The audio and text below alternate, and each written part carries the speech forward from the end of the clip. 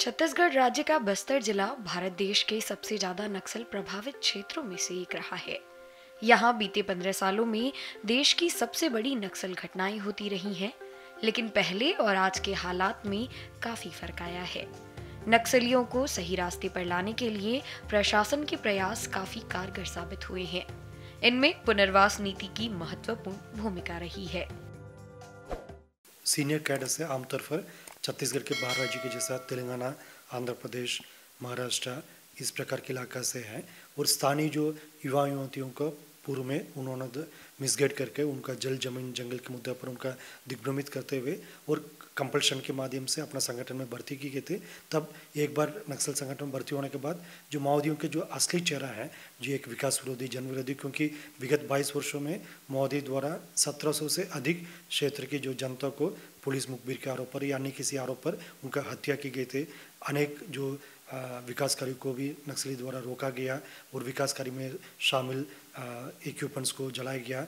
इस प्रकार का माओवादियों के एक विकास विरोधी एवं जनविरोधी चेहरे को देखते हुए जो स्थानीय जो कैडर्स जो नक्सल संगठन में पूर्व में भर्ती हो गई और इंसा छोड़कर जो नक्सल संगठन से बाहर आकर आत्मसमर्पण किया। इसके लिए शासन के सरेंडर एवं रिहैबिलिटेशन पॉलिसी के तहत उनका आर्थिक सहायता से लेकर अन्य प्रकार का सभी सुविधा उपलब्ध की जा रही है।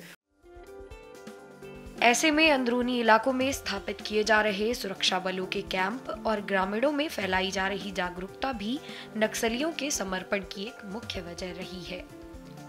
इसका असर यह है कि बस्तर संभाग के 7 जिलों में औसतन हर साल 400 नक्सली अपनी गतिविधियां छोड़कर आत्मसमर्पण कर मुख्यधारा में वापस लौटे हैं। वर्ष उन्होंने एवरेज 400 से अधिक जो माओवादी कैडर इंसा त्याग करके नक्सल संगठन को छोड़कर आत्मसमर्पण कर रहा है।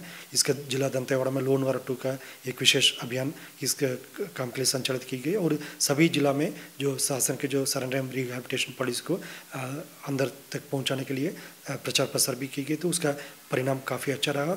अनेक जो स्थानीय युवाएं होती जो नक्सल संगठन को छोड़कर अभी विकास कार्य की राह पर भी समाज की मुख्य धारा में जोड़कर काम कर रहा है और जैसा कई लोग जैसा पुलिस विभाग में भी शामिल होकर जो नक्सल विरोधी अभियान में भी उत्कृष्ट कार्य कर रहा है। इस टाइप का जो माओवादी संगठन का ताकत धीरे धीरे कम होता जा रहा है। हमें पूरा विश्वास है आने वाला बहुत जल्दी जो अन्य जो कैडर्स है वो भी हिंसा छोड़कर जो माओवादी के जो असली चेहरे को समझने के पश्चात जो समाज की मुख्य धारा में जोड़कर क्षेत्र की शांति एवं सुरक्षा के लिए और विकास के लिए अपना योगदान देगा।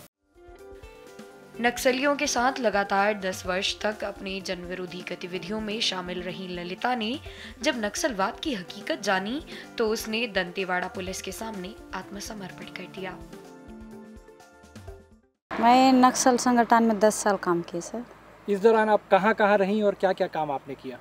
मार डिवीजन नारायणपुर जिला मार डिवीजन बटालियन में थी और हम लोग जहाँ जहाँ हमला बड़ा करने का रहता था वहाँ जाके हम लोग करते थे। किस पद पर थी आप? ऐसे नंबर है सर। किस बड़े वारदातों में आप शामिल रही हैं? बटू में एम्बुश 2010 के हो गया और उर्पल मिट्टा वाला में शामिल थी।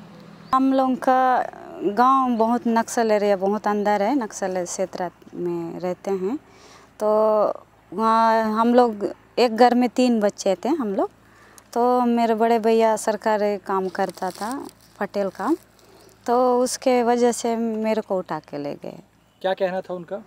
उन लोग एक जन सरकारी काम करेगा तो इन लोग बच्चे लोग सब उधर ही जाएंगे बोल के एक जन को लेके जाएंगे बोल के लेके गए। क्या उम्र थी आपकी? 15 साल की थी सर। फिर जब आपको पहली बार लेकर के गए जी, आपने क्या कहा, क्या क्या हुआ?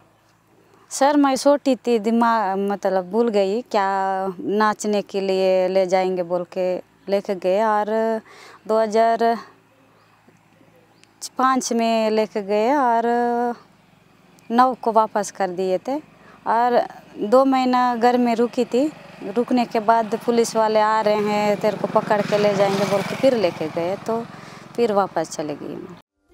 आत्मसमर्पण के बाद ललिता को छत्तीसगढ़ पुलिस की डीआरजी टुकड़ी में कांस्टेबल के पद पर नियुक्त किया गया है और आज वो जनता की सुरक्षा के लिए एंटी नक्सल अभियानों की अगुवाई करती हैं।